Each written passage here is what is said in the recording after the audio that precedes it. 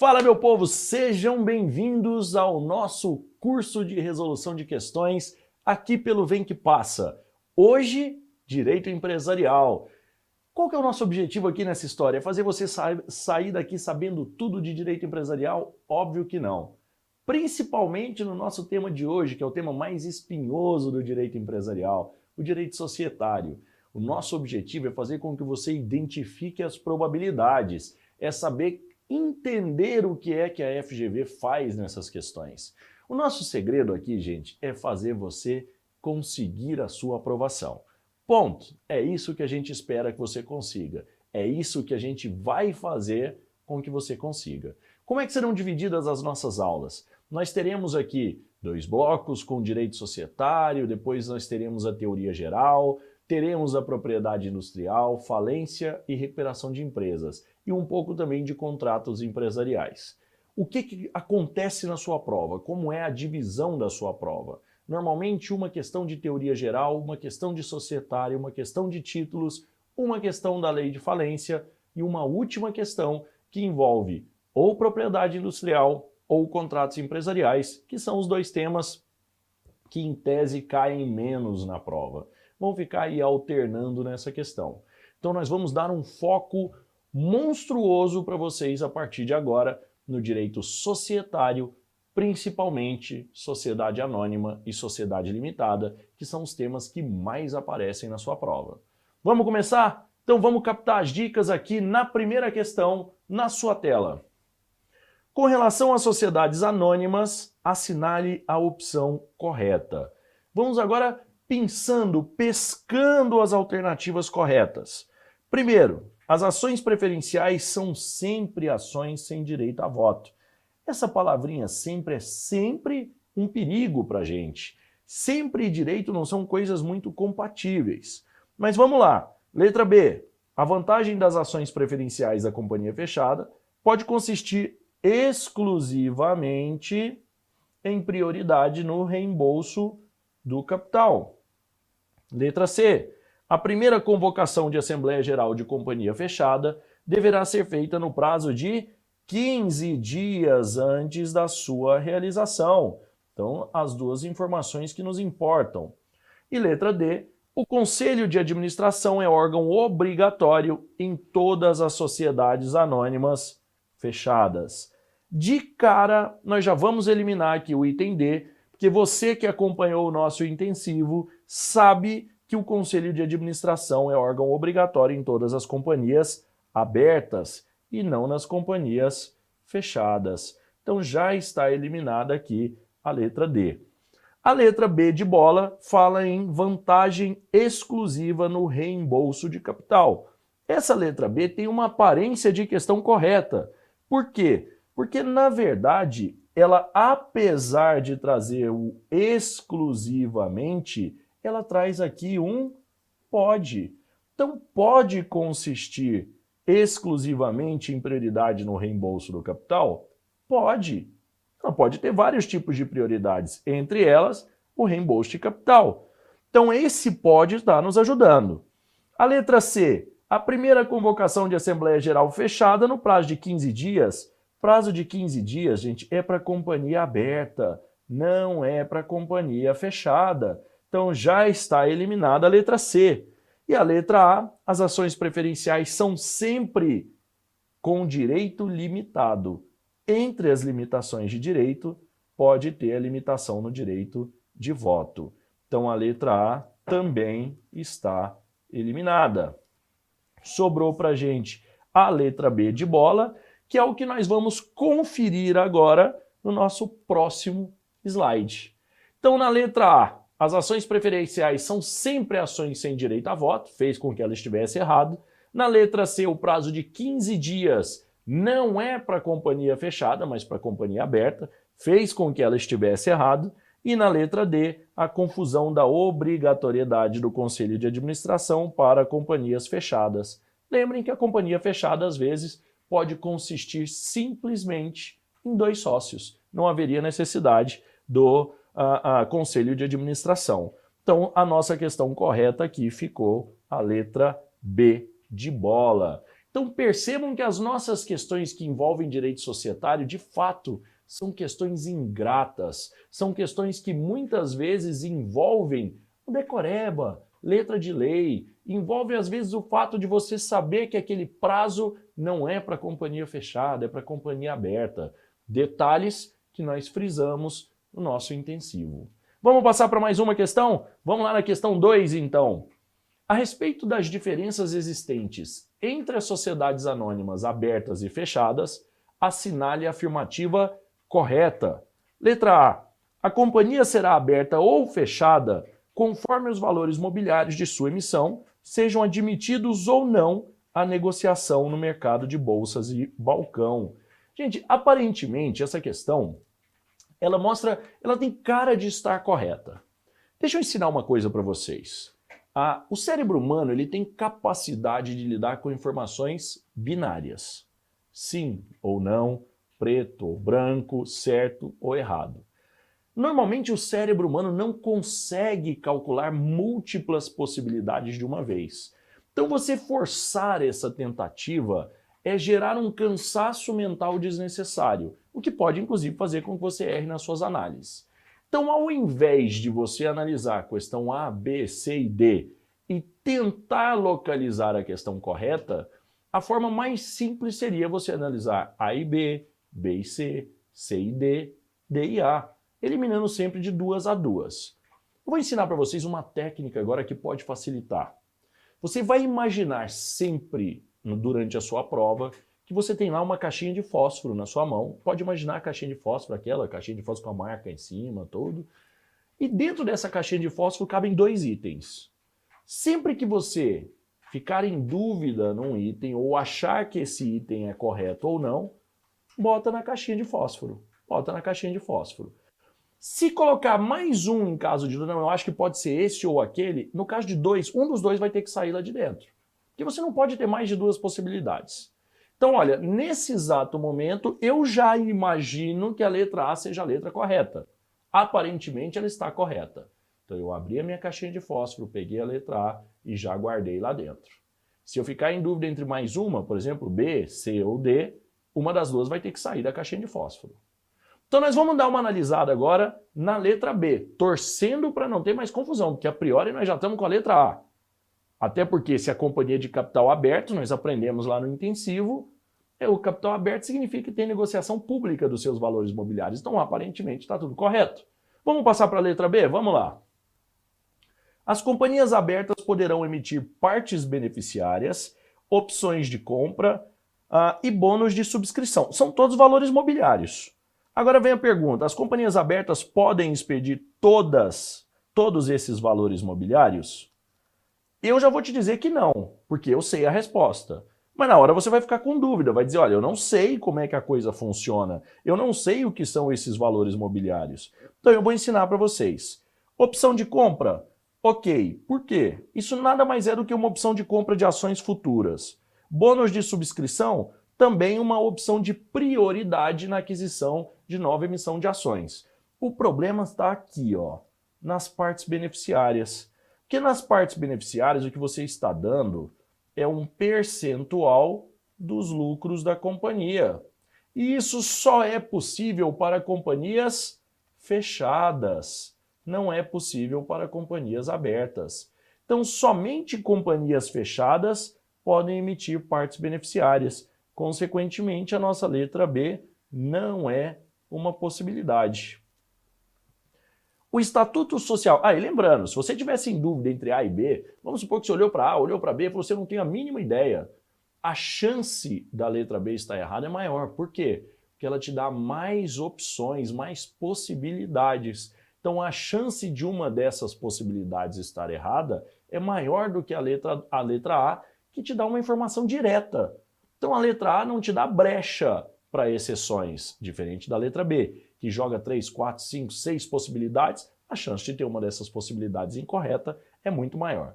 Depois eu vou fazer um vídeo para vocês com técnicas de resolução de questões de direito empresarial para ajudar nessa história. Vamos organizar essa história para facilitar a vida de vocês. Vamos lá para a letra C agora. Letra C.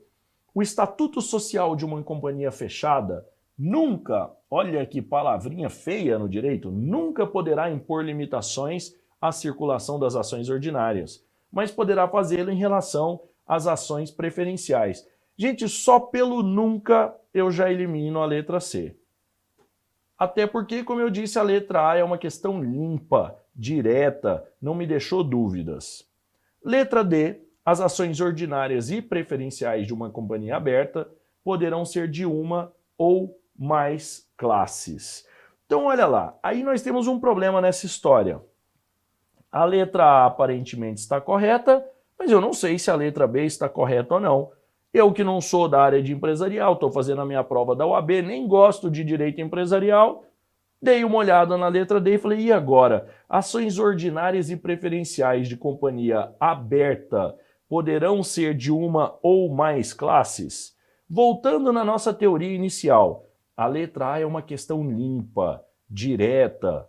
A letra D já me dá opções, ações ordinárias e preferenciais de uma companhia aberta. Olha a quantidade de erros que essa questão pode ter.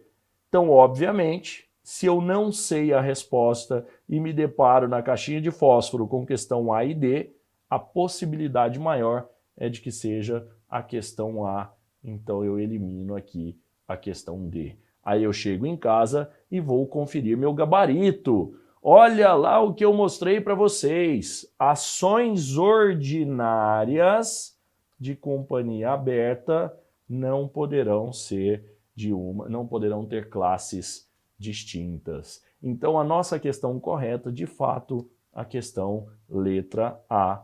Tá aí a nossa explicação. As ações ordinárias só de companhia fechada e as ações preferenciais de companhia aberta podem ser de uma ou mais classes. Então estão aí as nossas explicações para a questão 2, todas na Lei 6.404, Lei das SA. Muito bem, vocês estão percebendo então que existem técnicas para facilitar a sua resolução de questões na prova de direito empresarial. E são essas técnicas que a gente quer apresentar para vocês, para que vocês consigam garantir 4, 5 pontos pelo menos em direito empresarial. Tá certo? Vamos passar para a nossa questão 3 então? Mudamos agora para a sociedade limitada.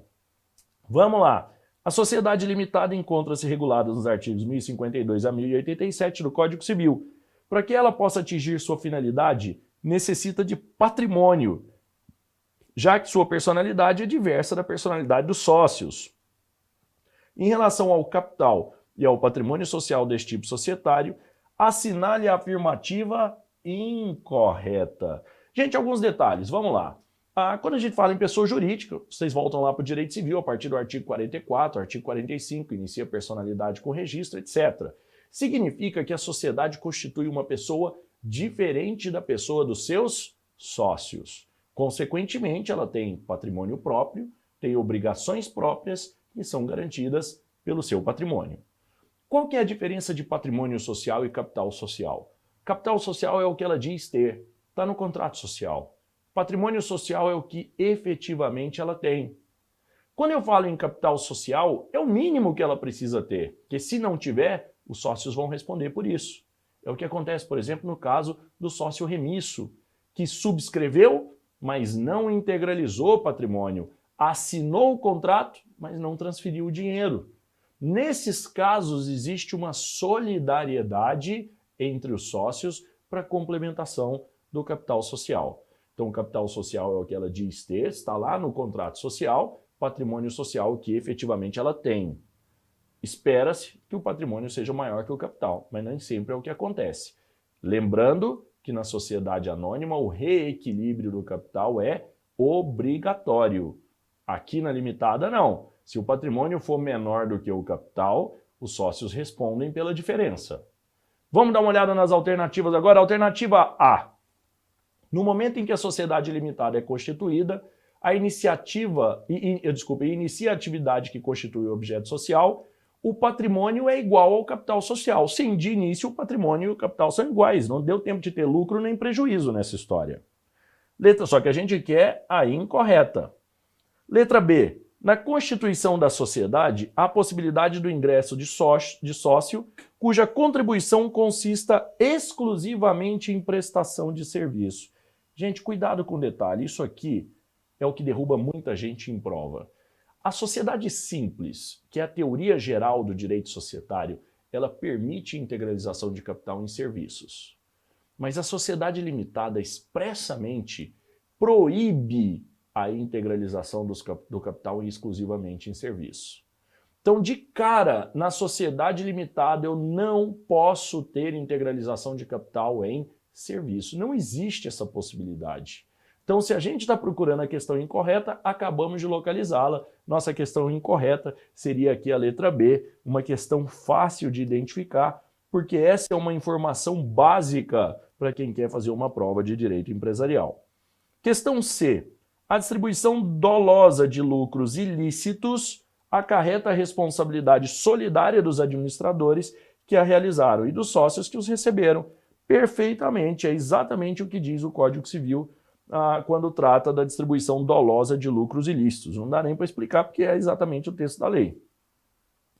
O sócio remisso é aquele que não integraliza sua cota na forma e prazo previstos, podendo por esse fato, ser excluído da sociedade. Vamos lembrar, comentei para vocês, se houver um sócio remisso, todos respondem solidariamente pelo que falta do capital social. Consequentemente, se há um sócio remisso, tem que ter consequências a ele, e as consequências podem ser a escolha do sócio, os sócios devem escolher essas consequências, indenização, redução do capital ao montante já realizado, ou seja, ele vai ter só as cotas que ele já pagou, ou a exclusão do sócio remisso da sociedade. Essas são consequências possíveis, ou seja, a nossa letra D está perfeita, corretíssima, sem problemas. Como a gente queria a questão incorreta, nossa questão incorreta neste caso foi a letra B de bola. Então a nossa confirmação, letra B de bola, e a explicação está lá no parágrafo 2º do 1055, é vedada a contribuição que consiste em prestação de serviços para sociedade limitada. Se fosse uma sociedade simples, seria plenamente possível. Vamos para mais uma questão? Nosso objetivo aqui é esse, a gente empolga, a gente vai, vamos embora resolvendo questão. Sabe por quê? Porque o prof quer ser convidado para todos os churrascos de comemoração da aprovação da OAB. Todos, eu não quero saber se você mora em Porto Alegre, se você mora em Manaus. Eu quero receber convite de todos e vou na maioria. Pode contar, prepara a cerveja. Vamos lá para a questão 4 então. Opa, agora aumentou o tamanho da questão. A Assembleia Geral de Sociedade Anônima Empreendimentos Turísticos, companhia aberta sediada em X, delegou ao Conselho de Administração a deliberação sobre a oportunidade de emissão, época e condição de vencimento de debêntures conversíveis em ações. Petrocian Participações Limitada, acionista minoritário, consultou seu advogado sobre a legalidade da deliberação. Com relação ao fato acima, assinale a alternativa que apresente a resposta correta à consulta. Vamos lá, aqui nós temos algumas perguntas. A primeira pergunta é possível delegação desses poderes da Assembleia para o Conselho de Administração? Porque isso é o que vai responder toda a nossa questão. Gente, a questão é enorme, com alternativas enormes, mas ela se resume a um único item.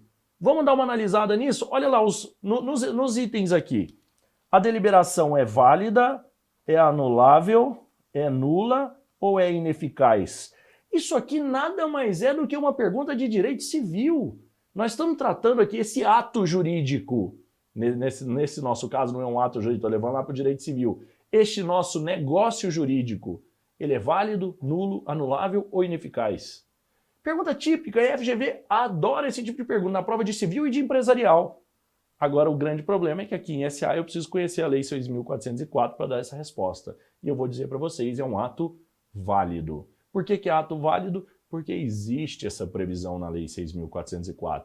A Assembleia pode delegar esses poderes ao Conselho de Administração, desde que haja previsão expressa.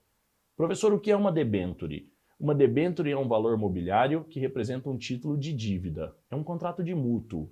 Funciona muito parecido com os títulos da dívida pública. a companhia pega dinheiro emprestado e emite uma debênture com vencimento daí um tempo, quando o credor volta e recebe seu dinheiro. O que pode acontecer em alguns casos, que a debênture seja conversível em ações. A pessoa, quando volta para receber a sua debênture, não recebe em dinheiro, ela recebe em ações. Isso é uma debênture conversível. Então, autorizar uma debênture conversível é como autorizar a emissão de novas ações, porque no vencimento essas ações terão que ser emitidas para pagar a debênture conversível. Vamos confirmar a resposta aqui para ver se é isso mesmo? Olha lá no artigo 59 da Lei 6.404. A deliberação sobre emissão de debêntures é da competência privativa da Assembleia Geral, que deverá fixar, observado que a respeito dispuser o Estatuto. Inciso 6º, a época e as condições do vencimento, amortização ou resgate. Parágrafo 4º. Nos casos não previstos nos parágrafos 1º e 2º, a Assembleia Geral pode delegar ao Conselho de Administração a deliberação sobre as condições de que tratam os incisos 6º a 8º do caput e sobre a oportunidade da emissão. Ou seja, a Assembleia pode delegar, até porque a competência é privativa, não é exclusiva. Então, como nós falamos lá nos itens, a nossa resposta é de que a delegação de poderes, neste caso, foi válida, até porque ela não trouxe nenhuma exceção dentro do caput do exercício. Não é uma questão fácil para quem nunca teve contato com o texto da lei das SA. Mas aí, como eu disse para vocês, na grande maioria das vezes, as questões de SA envolvem texto de lei. Não tem como fugir disso. A sorte, a Lei 6.404, como a Lei de Falência, a Lei 11.101, são leis razoavelmente tranquilas, autoexplicativas. Dá tempo para mais um? Sempre dá tempo para mais um, prof. Pergunta não, responde logo. Questão 5. Sobre os direitos dos acionistas, é correto afirmar que, letra A, o direito de voto é garantido a todo acionista, independente da espécie ou classe de ações de que seja titular. Aí eu venho, o direito de voto é garantido a todo acionista, independente de espécie ou classe de ação? Não, existem algumas ações com limitação, que é o caso das ações preferenciais e das ações de fruição. Letra B de bola, os acionistas deverão receber dividendos obrigatórios em todos os exercícios sociais. Ih, professor, eu não tenho a mínima ideia disso agora. Então vamos deixar na nossa caixinha de fósforo. Letra C, o acionista terá direito de se retirar da companhia caso cláusula compromissória venha a ser introduzida no Estatuto Social. Ih, professor, também fiquei em dúvida aqui nessa agora. Então nós vamos ter que achar uma eliminação. A letra B, os acionistas deverão receber dividendos obrigatórios em todos os exercícios sociais. Gente, eu fiquei em dúvida por conta do todos. Será que em todos os exercícios sociais eles recebem dividendos? E se não tiver lucro, como é que ele vai receber alguma coisa? Então eu já eliminaria aqui a letra B de bola, para deixar na nossa caixinha de fósforo só a letra C. E aí vamos para a letra D. O acionista tem o direito de fiscalizar as atividades sociais e, sendo titular de mais de 5% do capital, poderá requerer judicialmente a exibição dos livros da companhia, caso haja suspeita de irregularidades dos administradores. Gente, analisando C e D, que são nossas dúvidas. Na letra C, o acionista terá direito de se retirar da companhia caso uma cláusula compromissória venha a ser introduzida no Estatuto Social. E na letra D, vem o direito de fiscalização. Por uma questão lógica, o direito de fiscalização é permitido a qualquer sócio em todas as sociedades. A pergunta aqui é, será que eu preciso ter 5% do capital para requerer os livros da companhia? E a resposta é sim. Se eu não tiver pelo menos 5% do capital, eu não posso requerer judicialmente. Porque senão, gente, viraria o samba do crioulo doido. Já imaginaram todo acionista entrando na justiça para pedir livros para poder conferir e fiscalizar? Não, gente, pelo menos 5%, para garantir que ele tenha certa legitimidade nesse pedido. Consequentemente, a nossa questão correta aqui fica sendo então a letra D de dado. Eliminamos assim a letra C. E aí nós vamos ver que na letra C, na verdade, ele substitui o que seria o direito de recesso. Na letra C, ele substitui, está aqui no artigo 137, a aprovação das matérias previstas no inciso 1 a 6º e 9º do artigo 136, dá ao acionista dissidente o direito de retirar-se da companhia mediante reembolso do valor. Então ele, na verdade, está falando nessa possibilidade de retirada do acionista dissidente, aquele acionista que foi contrário a uma votação. Então não é só quando há a cláusula compromissória no Estatuto Social. Bom, essas foram as nossas 5 primeiras questões que envolveram direito societário. Vocês viram que não são questões fáceis, não são questões tranquilas. Haverão outras questões mais lógicas, em que a gente precisa menos do texto da lei, como é o caso da parte geral, como é o caso dos títulos de crédito da própria falência, mas infelizmente o direito societário é isso e não dá para mudar, é um direito pautado em texto de lei. Tudo bem, senhores? Foi um prazer estar aqui com vocês. Se tem dúvida, se tem qualquer tipo de lamento sobre a prova, vocês sabem onde me encontrar. Podem mandar as suas dúvidas e perguntas, porque eu troco respostas por convites para churrasco. Até a próxima, até o próximo bloco.